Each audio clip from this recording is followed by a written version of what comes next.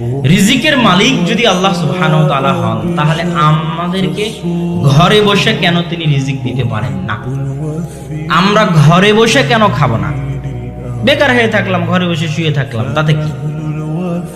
এটার আসল কারণ হচ্ছে, আলোচনার শুরুতে একটু ইঙ্গিত দিয়েছিলাম, এখন আরো স্পষ্ট করি।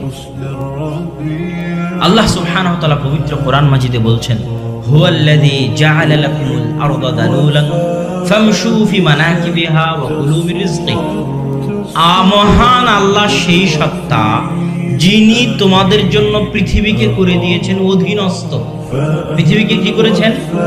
অধীনস্থ করেছেন। অতএব পৃথিবীতে তোমরা চলো আর পৃথিবীর রিজিক তোমরা খাও, আল্লাহর অর্ডার। আরেক আয়াতে আল্লাহ সুবহানাহু ওয়া তাআলা বলছেন, ফাইযা কুদিয়াতিস সালাত, সালাত যখন শেষ হয়ে যায়, নামাজ যখন শেষ হয়ে যায়, ফান্তাশিরু ফিল আরজ, তোমরা জমিনে ছড়িয়ে পড়ো।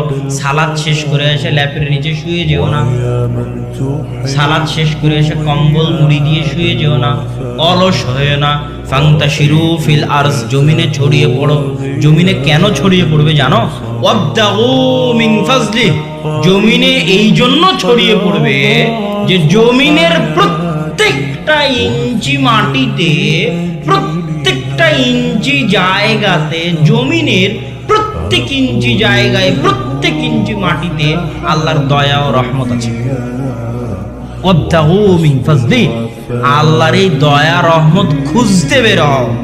যদি খুঁজতে বের না হয়ে শুয়ে থাকো, তাহলে তুমি লাট সাহেব, অহংকারী, যে আল্লাহর দয়া খুঁজার প্রয়োজন মনে করে না, যে আল্লাহর রহমত খুঁজার কি মনে করে না, প্রয়োজন মনে করে না, ও অহংকারী।